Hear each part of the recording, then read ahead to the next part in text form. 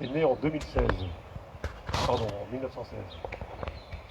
Victor Perron est né en 1916 à la Buisse où il vécut.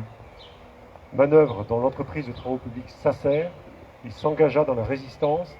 Il fut exécuté à Charneck le 30 juillet 1944 par les Allemands, suite à l'attaque par la résistance quelques heures plus tôt à Vorep d'un convoi allemand. Eugène Hernandez est né en 1923 à Grenoble. Il était chapelier. Le 21 avril 1944, il fut assassiné à La Buisse, au Guet, par la milice, en représailles de l'exécution, la veille à Voiron, par la résistance d'Ernest Jourdan, chef de la milice de Voiron. Stéphane Miège, Victor Perron, Eugène Hernandez, trois destins qui nous font garder en mémoire cette période de barbarie et de résistance. Nous voici donc rassemblés devant le monument aux morts en ce 8 mai 2021 pour commémorer le 76e anniversaire de la victoire des Alliés et de la fin de la Seconde Guerre mondiale. Je salue la présence à mes côtés du lieutenant-colonel Jean-Pierre Seg, des représentants des associations d'anciens combattants, des représentants du Souvenir français, du major Lacan, commandant de la gendarmerie de Vorep, du corps des sapeurs-pompiers de la Buisse et de leur chef Thierry Comville, des élus de la commune, de la directrice de l'école élémentaire, des enseignants et de l'ensemble des participants que j'ai beaucoup de plaisir à voir aujourd'hui. Et puis je salue également tous ceux qui participent à la cérémonie à distance, via la retransmission actuellement en Facebook Live, faute de pouvoir être présent physiquement.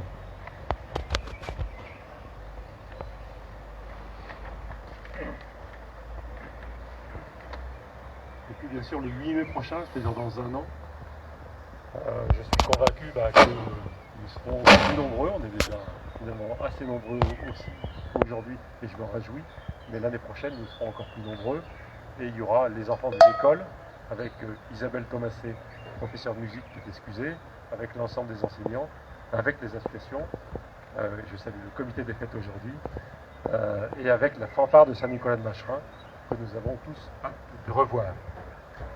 Il est de la responsabilité de chacun d'entre nous de ne pas oublier et de transmettre la mémoire de la période de 39-45 à nos enfants.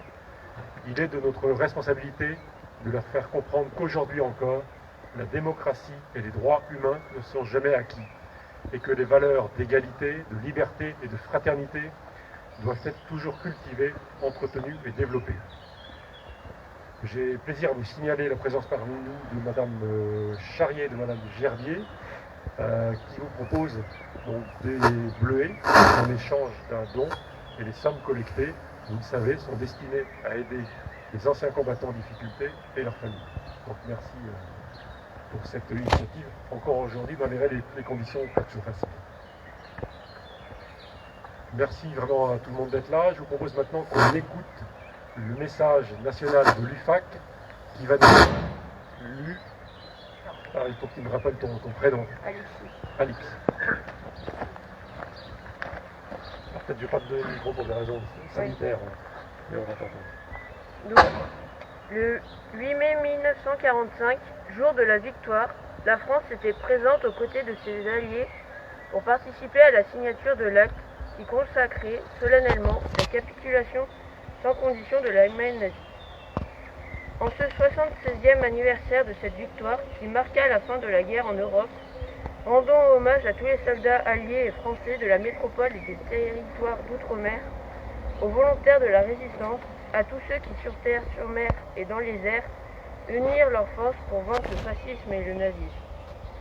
Tous les êtres humains disparus, tués sur les champs de bataille, exterminés dans les camps de concentration, massacrés, torturés, fusillés pour actes de résistance, morts en captivité ou écrasés sous les bombardements, méritent notre respect et la fidélité de notre souvenir. Aujourd'hui, le fanatisme religieux, le terrorisme, le réveil des nationalismes menacent la paix, la sécurité des peuples, la liberté et les droits de l'homme.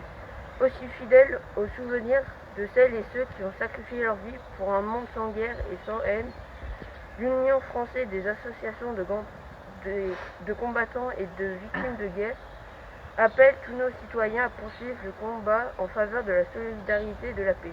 Vive la République, vive la France. Merci. Je vais maintenant vous lire le message de la ministre déléguée auprès de la ministre des Armées chargée de la mémoire et des anciens combattants, donc Geneviève Dariussec. 8 mai 1945, par 2 fois, l'Allemagne a signé sa capitulation sans condition. Pour l'Europe, la délivrance est là, la guerre est finie.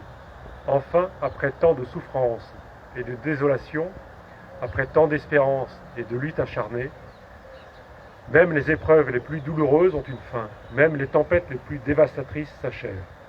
Une joie bouleversée emplit les cœurs, les drapeaux ornent les fenêtres, les embrassades se noient dans la liesse populaire. Derrière les larmes de joie, celles de la peine affleurent. Personne n'oublie les villes ruinées, les vies dévastées. Personne n'oublie que l'humanité a payé le plus lourd tribut de son histoire. Notre monde en fut à jamais changé. La Seconde Guerre mondiale est une rupture pour notre civilisation qui se sait encore davantage fragile et mortelle. 76 ans plus tard, reliés par notre mémoire commune et épris de la même reconnaissance, nous nous unissons par la pensée et par notre hommage pour saluer le souvenir de celles et ceux qui ont combattu et abattu le fléau nazi. Pour notre pays, rien ne fut simple. Ce combat prit de nombreux visages et la victoire mille chemins. Malgré les ardents soldats de Montcornet, d'Abbeville, des Alpes, de Saumur et tous ceux de 40, l'ombre de l'occupation, de la division, puis de la collaboration a jeté son voile obscur sur la France.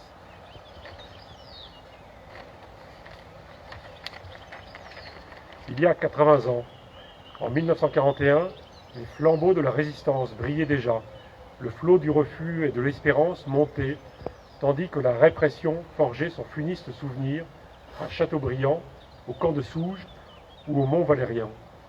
La France libre recevait les ralliements des territoires ultramarins et poursuivait son inlassable épopée. Dans les sables de Coufra, elle nouait un pacte avec la victoire, et par la voix du colonel Leclerc, regardait déjà vers Strasbourg. À l'instar d'Hubert Germain, dernier des compagnons de la Libération, se fit toute une jeunesse ardente et résistante qui refusa la défaite et l'asservissement, qui refusa de servir les desseins de l'occupant. Tous, ils ont permis à la France de s'asseoir à la table des vainqueurs.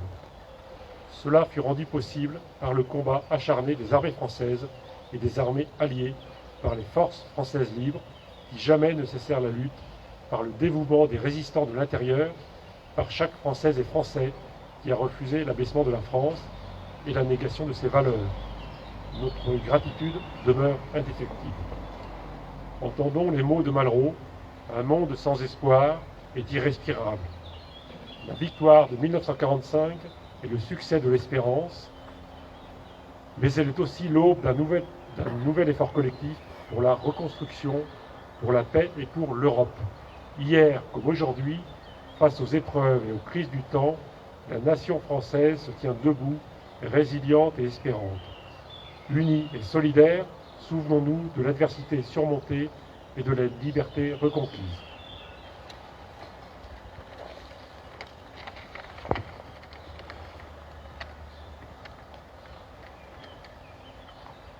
Je vous propose maintenant qu'on procède au dépôt des gerbes.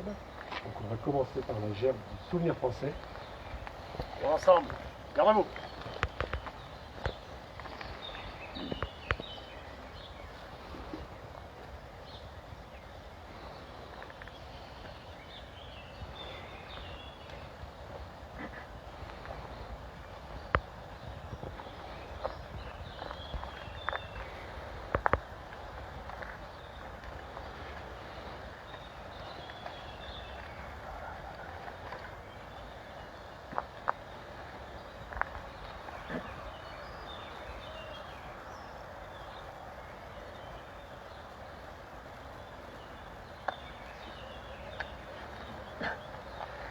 Ensuite, la gerbe des anciens combattants.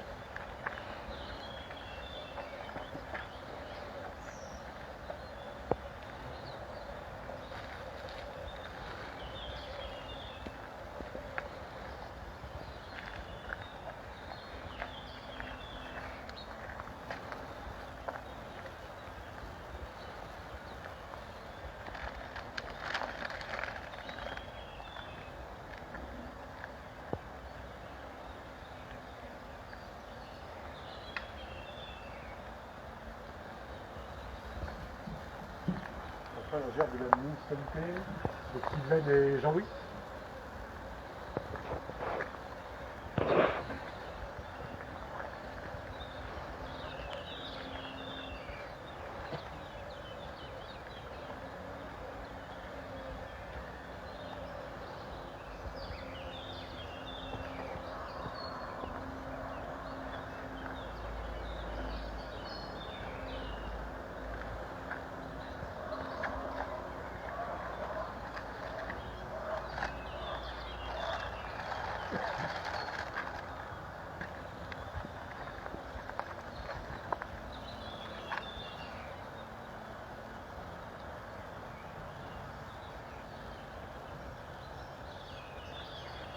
Merci.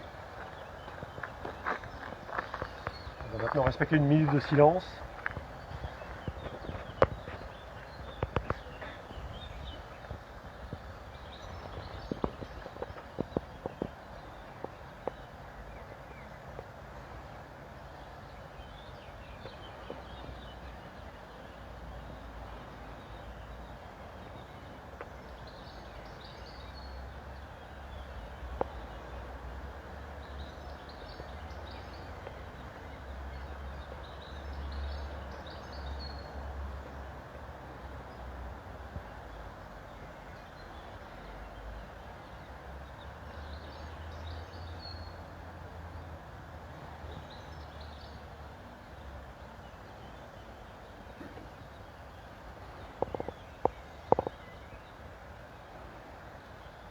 Merci.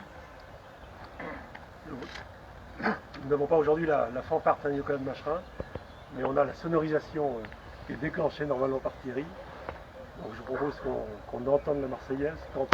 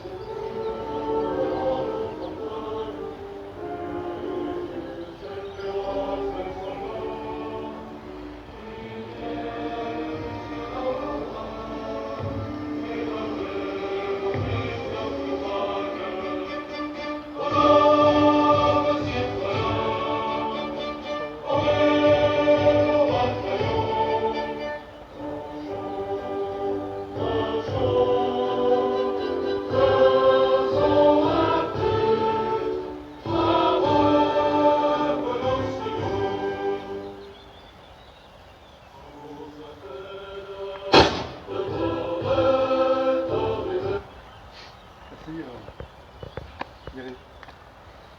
Merci pour les Marseillaises. Donc avant de clore la cérémonie, il nous revient de saluer les porte-drapeaux.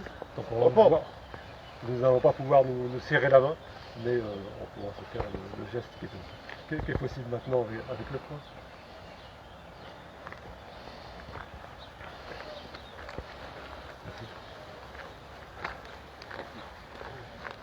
Merci beaucoup. Et bravo pour votre fidélité.